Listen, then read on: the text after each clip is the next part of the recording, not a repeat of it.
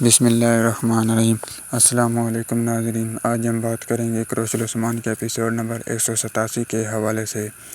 تو 187 ایپیسوڈ کا دوسرا ٹریلر بھی ریلیز ہو چکا ہے۔ دوسرے ٹریلر کے مطابق آنے والی قسط بہت ہی باکمال، بے مثال اور شاندار ہونے والی ہے۔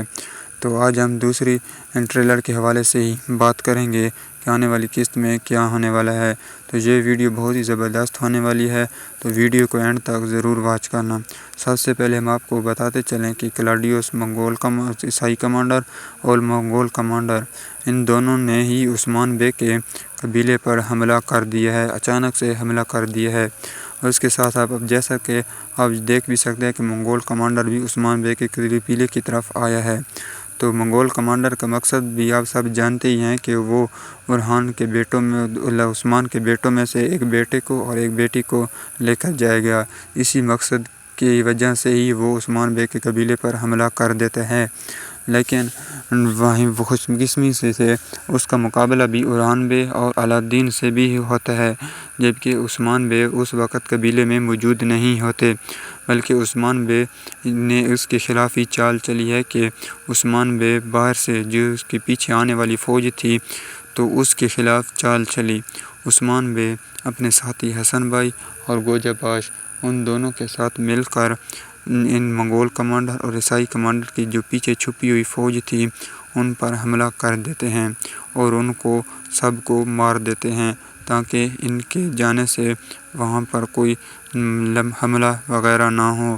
تو اس طرف سے عثمان بے جیسے ہی ان سب کو مار دیتے ہیں تو عثمان بے وہاں سے فوراً ہی اپنے گھوڑے پر سوار ہو کر قبیلے کی طرف جاتے ہیں، لیکن بدقسمتی سے جیسا کہ آپ سب جانتے ہیں کہ عثمان بے کے بیٹے الادین اور برہان بے کے درمیان دشمنی ہو چکی ہے، اور اس دشمنی کی سب سے بڑی وجہ منگول کمانڈر ہے۔ جیسے کہ آپ سب جانتے ہیں کہ پچھلے ٹریلر میں ہمیں آپ کو بتایا تھا کہ الادین کو منگول کمانڈر پکڑ لیتا ہے اور اس کو آزاد بھی کر دیتا ہے، تو اس نے اس الادین سے کچھ باتیں کی جس کی وجہ سے الادین برہان بے سے لڑنا شروع کر دیتا ہے۔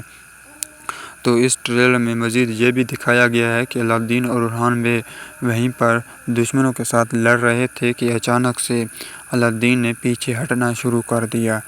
تو جیسے ہی برہان بے اس کو دیکھتا ہے تو برہان بے کہتا ہے کہ الادین تم کہاں جا رہے ہو؟ تو الادین کہتا ہے کہ میں اپنے جانبازوں کو یہاں پر مرنا نہیں چھوڑ سکتا۔ تو وہاں پر الادین وہاں سے بھاگ جاتا ہے، اور دوسری طرف اگر ہم برہان بے کی بات کریں تو وہ بھی اس کا پیچھا کرنا شروع کر دیتا ہے۔ جیسے یہ دونوں وہاں سے جاتے ہیں تو عیسائی کمانڈر جو کہ حملہ میں شامل تھا تو اس نے یوسف بے پر بھی حملہ کر دیا، کیونکہ یوسف بے ابھی قبیلے میں ہوتے ہیں۔ تو یوسف بے اور عیسائی کمانڈر کلاڈیوس کا آپس میں مقابلہ ہوتا ہے تو وہاں پر یوسف بے شہید ہو جاتے ہیں۔ دوسری طرف اگر ہم بات کریں الادین اور برہان بے، ان کو جنگل میں ایک ندی کے ساتھ دکھایا گیا ہے، جہاں پر یہ پھر سے مزید اپنے ساتھ ایک دوسرے کے ساتھ لڑ رہے ہوتے ہیں، حتیٰ کہ برہان بے نے الادین پر حملہ بھی کر دیا، جیسا کہ آپ تصویر میں دیکھ بھی سکتے ہیں۔ اور اس کے ساتھ ساتھ ہم آپ کو یہ بھی بتاتے چلیں کہ ان کی یہ لڑائی عثمان بے کو بہت زیادہ نقصان پہنچانے والی ہے، کیونکہ عثمان بے نے ان غصے میں یہ بھی ان سے کہا کہ تم دونوں کے ہوتے ہوئے مجھے دشمنوں کی کوئی ضرورت نہیں ہے، تم دونوں کے ہوتے ہوئے ابھی ان کے درمیان اور مزید لڑائی آگ زیادہ کی جائے گی، ابھی تو شروعات ہے۔ لیکن عثمان بے اسی بات کا فائدہ اٹھاتے ہوئے، ان دونوں کی لڑائی کا فائدہ اٹھاتے ہوئے اپنی چال چلیں گے، جیسا کہ آپ سب جانتے ہیں کہ پہلے ہی کتنی مرتبہ بھائیوں کی لڑائی ہوئی ہے، جس سے بھائیوں کی لڑائی کی مدد سے ہی دوسروں کو